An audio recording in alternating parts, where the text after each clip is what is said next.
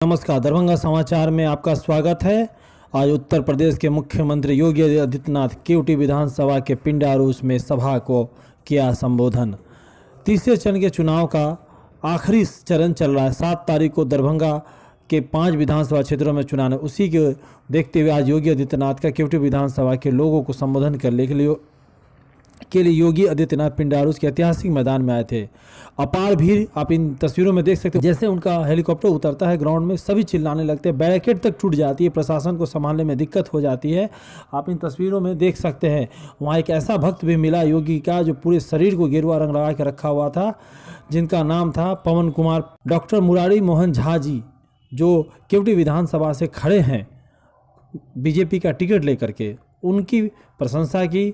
साथ में जो जानकी सड़क है जो बनाई जा रही है मिथिला से लेते हुए अयोध्या में, उसके बारे में उन्होंने किया। आपको हम ये भी बताते चले, इस मंच से उन्होंने बहुत सारे बातें की, मीडिया को लेकर के बातें की, तमाम सरकार के किए हुए कामों को लेकर बात की, नरेंद्र मोदी के काम के साथ में नीतीश कुमार जी का भी नाम लिया। तो आइए इस 20 मिनट के अभिभाषण में योगी आदित्यनाथ ने क्या कहा मंच से, उसे भी हम आपको सुनाते हैं। मोहन झा जी ने पत्रकारों के कुछ सवालों का जवाब भी दिया। उन्होंने क्या कहा, आइए सुनते हैं। भाइयों बहनों, यह धरती हमारे लिए जगत जननी मां भगवती जानकी की पवित्र धरती है। हमें आध्यात्मिक रूप से भी और भावनात्मक रूप से भी ये पवित्र धरती सदैव आकर्षित करती है। और मैं सचमुच कहूं को इस कोरोना वायरस की महामारी के दौरान भी जिस उमंग और उत्साह के साथ आप सबने अपना उत्साह भारतीय जनता पार्टी प्रत्याशियों के समर्थन में दिखाया है, मैं आप सभी का हृदय से अभिनंदन करता हूं, स्वागत करता हूं।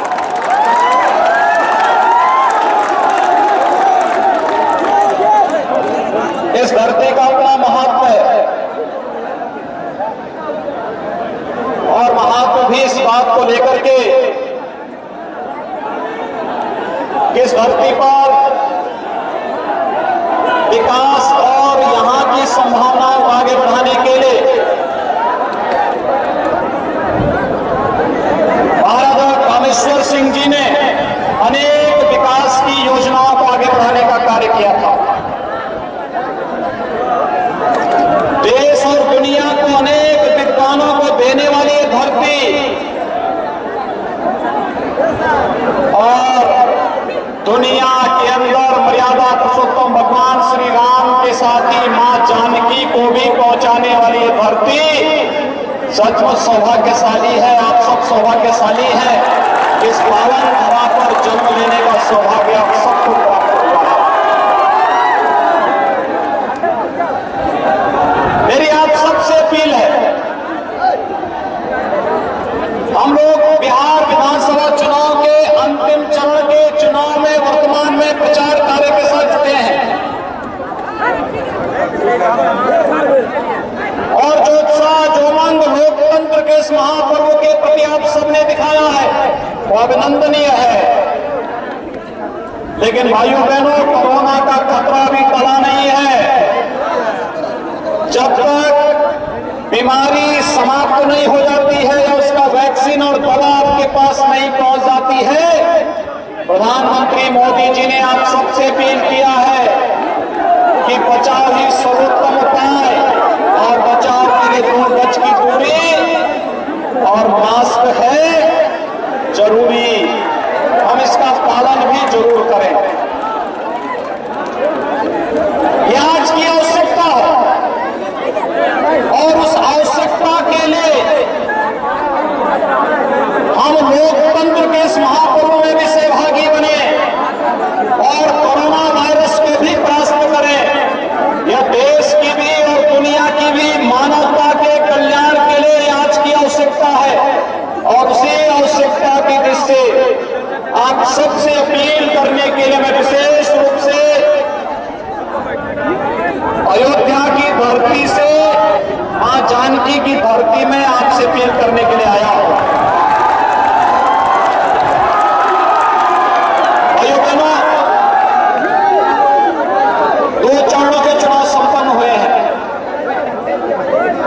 बिहार की जनता ने जो उत्साह दिखाया है चुनाव के प्रति, क्या उत्साह है।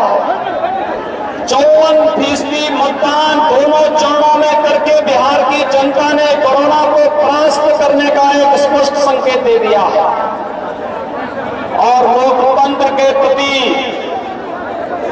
अपनी श्रद्धा और अपनी जीवंतता का भी प्रमाण दिया है।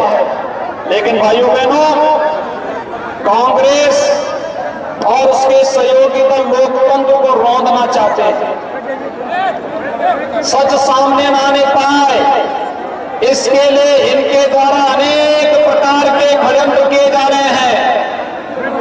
इस देश के अंदर इमरजेंसी थोपने वाली कांग्रेस, उसने देश के अंदर एक वरिष्ठ पत्रकार को गिरफ्तार करके एक बार फिर से साबित किया है कि उसकी लोकतंत्र में कोई आस्था नहीं है और वह लोकतंत्र का गला घोंटने का कार्य तब तक करती रहेगी जब तक जनता स्वयं कांग्रेस को इसका जवाब नहीं दे देती है।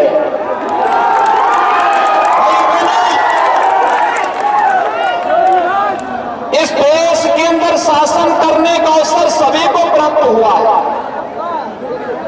आपने देखा होगा,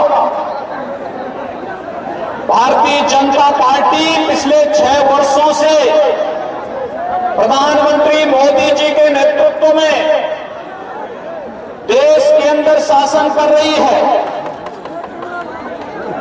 जब मई 2014 में प्रधानमंत्री मोदी जी ने देश की कमान अपने हाथों में ली थी, तब उन्होंने इस देश की जनता से कुछ कहा था और उन्होंने कहा था कि इस देश के अंदर योजनाओं का लाभ हम सबको देंगे। उन्होंने एक मंत्र दिया था, सबका साथ सबके विकास का। तो ये दिया है तो इसलिए कि यहाँ बिहार में जो अभी चुनाव हो रहा है, यह तीसरे अंतिम चरण का चुनाव चल रहा है। 7 तारीख को मतदान है और यहाँ के लोगों को संबोधित करने, केवटी विधानसभा के लोगों को संबोधित करने के लिए परम आदरणीय महंत योगी आदित्यनाथ जी यहाँ पिंडारूच के ऐतिहासिक मैदान में पधारे थे। आपने देखा होगा, अपार भीड़ यहाँ पर एकत्रित थी, चाहे महिला हो, पुरुष हो, छात्र हो, नौजवान, सभी लोग यहाँ अपार जनसंख्या, अपार समूह के रूप में यहाँ पूरे केवटी विधानसभा से लोग आए थे उन्हें देखने एवं सुनने के लिए। विकास की योजनाओं में भेदभाव किसी के साथ नहीं, लेकिन तुष्टीकरण भी किसी का नहीं। हम मकान देंगे सभी गरीबों को, विद्युत कनेक्शन देंगे सभी गरीबों को, रसोई गैस का कनेक्शन देंगे सभी गरीबों को, शौचालय देंगे सभी गरीबों को, स्वावलंबन की ओर अग्रसर करेंगे सभी नौजवानों को, प्रधानमंत्री किसान सम्मान निधि का लाभ देंगे हर किसान को, 5 लाख रुपए की स्वास्थ्य बीमा का कवर देंगे देश के प्रत्येक गरीब को। और जब कोरोना आया था तो भाइयों बहनों, हर गरीब को निःशुल्क खाद्यान्न देने का काम भी हम करेंगे। ये प्रधानमंत्री मोदी जी ने करके दिखाया है।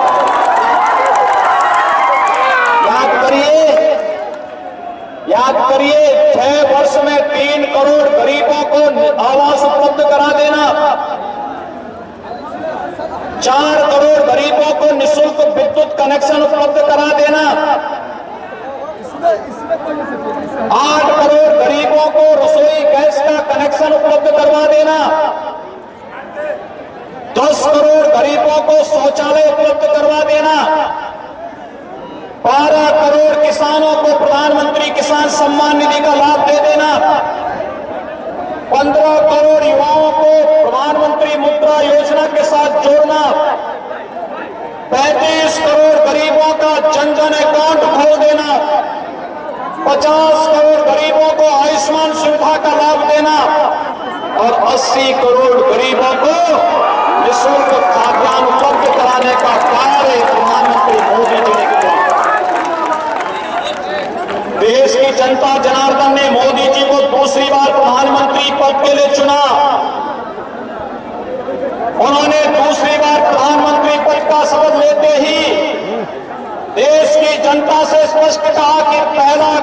कार्यकाल गरीबों के लिए और दूसरा कार्यकाल देश के उत्थान के लिए। और भाइयों बहनों, आज आपने देखा होगा जिस कांग्रेस के शासन के समय में आतंकवाद सिर चढ़ करके बोलता था, आज आतंकवाद की ताकत पर अंतिम कील ठोक करके प्रधानमंत्री मोदी जी ने देश के अंदर से आतंकवाद को सदैव के लिए समाप्त करने का आह्वान कर दिया है। भारत की धरती पर आतंकवाद और नक्सलवाद के लिए जगह नहीं। भारत के युवाओं की ऊर्जा और प्रतिभा का लाभ यह देश लेकर के भारत को दुनिया की एक महाताकत के रूप में स्थापित करेगा। और आज कश्मीर से धारा 370 को समाप्त करने का कार्य हो या फिर महिलाओं के नारी गरिमा से जुड़े हुए मुद्दे को, आबादी के सम्मान से जुड़े हुए मुद्दे को, 3 तलाक की कुप्रथा को सदैव के लिए समाप्त करने के लिए एक कदम प्रधानमंत्री मोदी जी ने उठाया। और भाइयों बहनों, जहां एक और मजबूती के साथ एक काम किया, मैं लोकसभा चुनाव के दौरान आया था, तब लोग मुझसे एक बात कहते थे कि योगी जी, मोदी जी प्रधानमंत्री हैं और आप उत्तर प्रदेश के मुख्यमंत्री हैं। भाजपा के कार्यकर्ता कहा करते थे कि रामलला हम आएंगे, मंदिर वहीं बनाएंगे, लेकिन क्या आप तिथि भी बताएंगे? और भाइयों बहनों, मुझे बताते हुए प्रसन्नता है, आपके इस धरती के लाल श्री कामेश्वर चौपाल जी इस बात के साक्षी हैं, जब अयोध्या में भगवान राम के भव्य मंदिर का आधारशिला और कार्यक्रम का शुभारंभ देश के यशस्वी प्रधानमंत्री मोदी जी के कार्यक्रमों से प्रारंभ हुआ। देश और दुनिया ने 500 वर्षों के बाद इस गौरव की अनुभूति को साक्षात अनुभव किया है। और मेरी इच्छा थी इस अवसर पर कि बिहार के हर गांव का प्रतिनिधित्व अयोध्या में हो। लेकिन भाइयों बहनों, आप सब जानते हैं, कोरोना के खिलाफ देश की लड़ाई को हम लोग मजबूती से लड़ने के कारण गाइडलाइन का पालन करते हुए हम लोगों ने उसका लाइव प्रसारण करवाया था।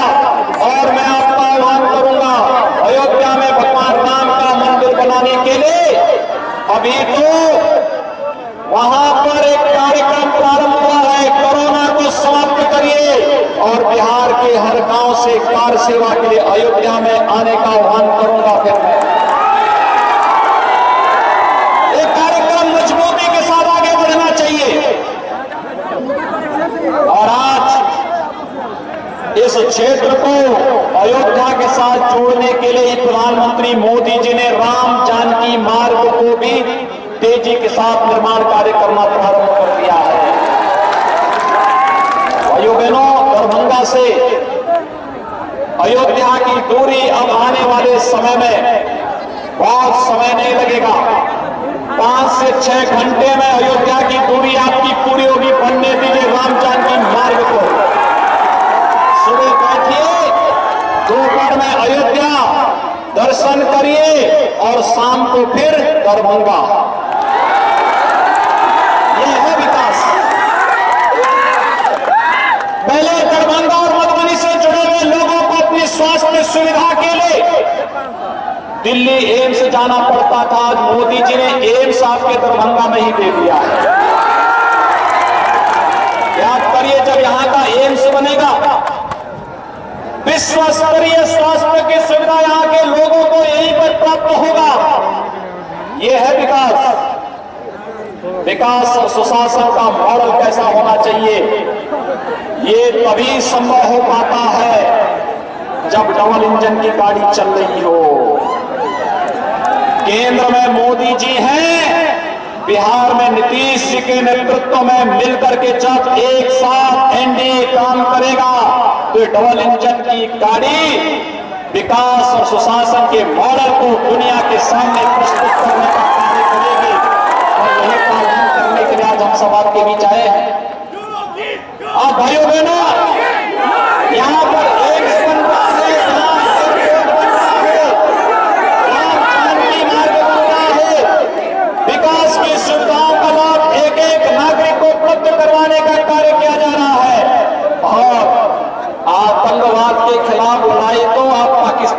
संसद में पिछले एक सप्ताह सुने होंगे, पाकिस्तान की संसद में चर्चा हो रही थी पुलवामा कांड के बारे में, और पाकिस्तान की संसद में वहीं के मंत्री बोल गए कि अगर हम विंग कमांडर अभिनंदन को नहीं छोड़ते तो भारत हमला कर देता।